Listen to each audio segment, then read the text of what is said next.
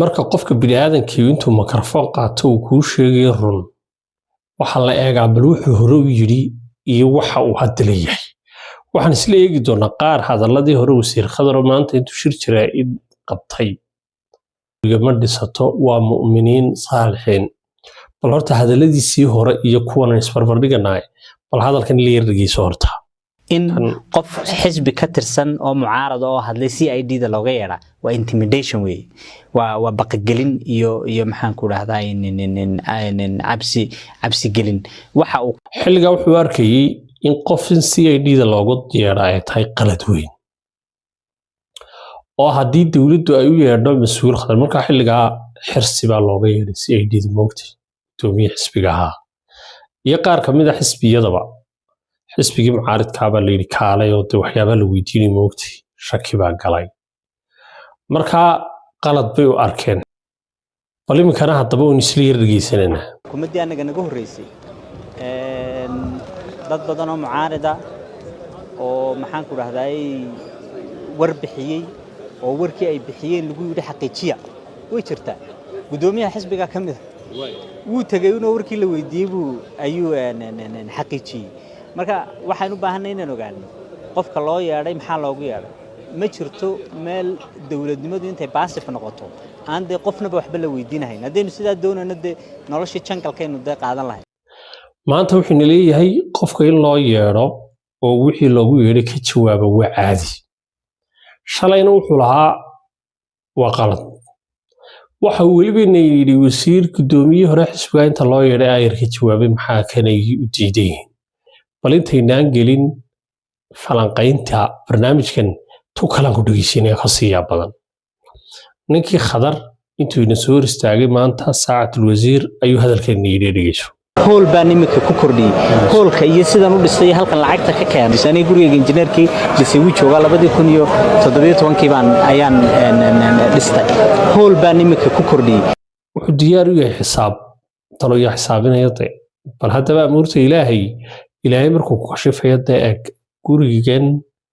ayaynu wada daawan doonaa cid leh iyo wasiir Khadar leeyahay iyo sidoo ka dhistay halkan waynu eegi doonaa balisna eeg waa kan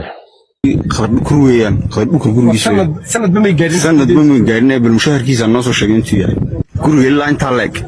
أقاس كسبلو ما إلا أقاس على رسي وكان مركورين تاير هروها ممكن أوكا ولك كل يقولون بيجي وكروي خرب كرويان كروي وين أرجنا الدلالة تيسجى إنه شيء وخسير خضر تيسجى إنيري وحمان السنة يا حسابنا يلا ما jiraa xayd madax banaan oo una ciidan la hadli karin oo una boolis la hadli karin oo Khadar baari karta ma loo leeyahay awood inta la tago shirkadaha iyo bangiyada dawladda iyo nidaamka oo dhan in la baaro akoonnadiisii oo dhan dabadeedna la yiraahdo intaasaad meesha la timid intaana wad ku darsatay Khadar barku arkay gurigiisa reeriga soo horjeedo dhan ku iibsaday kuwiis walwaalena hawadu diro qasab laga qaatay Cabdiraxmaan Cirano inuu arkay way soo madaxweynaha waxa leeyahay amaankiisa loo baqayaa amaanka laakiin caadiyan waxay ahayd inuu istego madaxtooyada si aanay markaa amaankiisa iyo hawlihiisa bacidba aanay waxba u gelin Khadar marka wuxuu leeyahay anu waxba ma naxadin oo iyagu muxuu ahaa G+1 kan iyo hantidii ummadda iyo waxaan ma arsa arinta kale Sweden waxa weey shalay toole wuxuu diiday in gudoomiye xisbi in qof xisbi ka tarsan ayuu arkay sida maantana aragtidu isfideen marka aanu waxaan isiri ma kursigan wata si wuxuu jiraan maya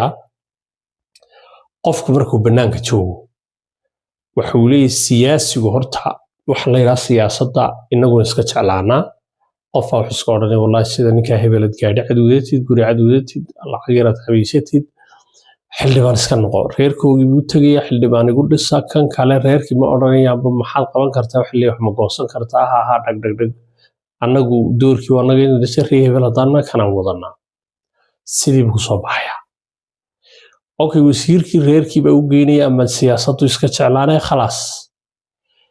markaas sideedaba waxa la yiraahdo hogaaminta adduunka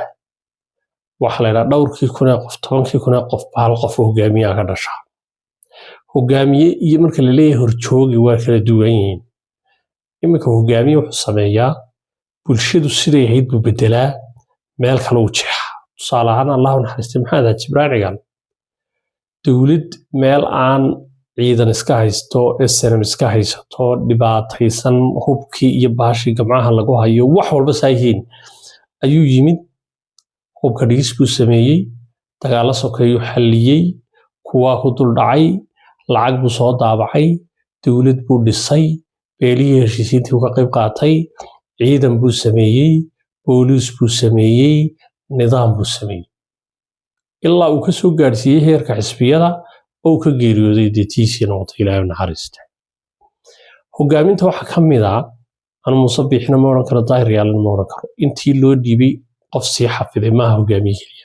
xasilayo Ilaahay naxariista jannasi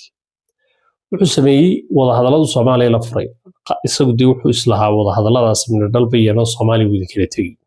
waa hogaamin bay kamid tahay wuxuu sameeyay in uu maalgashi dibadda waddankan u sameeyo DPO la keeno oo waddankii la sameeyo hawlashan wuxuu sameeyay in darajooyinkii ciidamada madaxda ku dhaci lahayd inuu isagu saaro oo darajadii ciidankii sameeyo wuxuu sameeyay barasaabkii reerkayga inuu oran jiray inuu barasaabadii kala bedelo oo gobol kasta u magacaabo midaan reerkiisa ahayn wuxuu u babacdhigay wadada ceeri gaabeed inta aragteen wuxuu sameeyay dhammaan nidaamka wasaaradaha dawladda haddii aad aragto wasiir dawladda wasaaradaha la dhisay yacni muddadii yareyduu haystay deenin weyn buu noqday intii kale waa ka xirsibuuga ka qoraya dee garan mayne laakiin ninkaas Ilaahay naxariistay hogaamiye waa taa hogaamintu haddaba inaga maxay nagu badan qof siyaasad iska jeclaadoon uba dhalanba hogaamin ahayn hogaamiyaasha Afrika intaanay sooba gaarin meelba dhintaan ama waxa ma bartaan miyada iyo meelaha soo duruufaha ban gaarsiinba qofkii hogaaminta ah dabeedna waxa iska soo galay mid khadaro kala mid cirro kala kuwa kala oo badan xisbigu doonahaado iska jeclaaday baarlamaankii wadiga arka guurtidii way nagu dul dhimatay nidaam ma jiro wadiga arkaya marka horta qofkani aragtida markuu banaanka joogay aragtiba mulayn khadar hadii lagu yiraahdo maxaad meesha u timid wasaaradda madaxtooyadu jooga wuxuu yimid inuu yiraahdo reerkayga intuu shaqaaleysiin reer hebel dhiso kan kala maxayso dhulka dhisto hantiqa ninkani wuxuu rabaa inuu Cabdiraxmaan Cirre dabadii xilka qabsado dabeedna wuxuu iska ilaalinayaa inuu ku soo baxo siyaasi reerkooga Cabdikariim Axmed Nooga la dagaalan kuwa kale la dagaalan huuha hadhow toolo ciidan kale yiraahdo anigu waxaan doonaynaa markayagii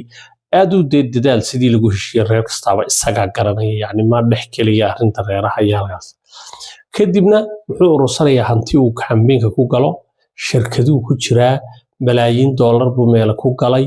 intaasoo company intaasoo dhul qof kasta oo qandaraas la siinay wixiisu ka goostaa wuxuu samaysanayaa ganacsato hadhow toolo isaga la dagaal gasha kadibna isagoo malaayiin dollar sita ayaa lacagtiina maanta laga cunayo ayaa hadhowna aad ku dooran doontaan oo in yar qaadkeedu ku qaadi doono waa runtu waa taas hadaf kale iyo ujeedo kaliya wax kale u yibina ma jiro weydinka arka wadankii uu baabay caafimaad ma jiro waxbarasho ma jirto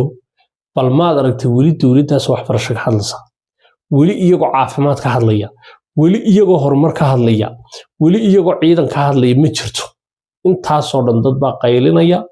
maciishadii wadanku way baabaaday war waa lagu baqtiyay dalkii Ilaahay buu leeyahay dalkan barnaamijka sheer garay la wadaaga saabtada aad iyo aad ku salaamay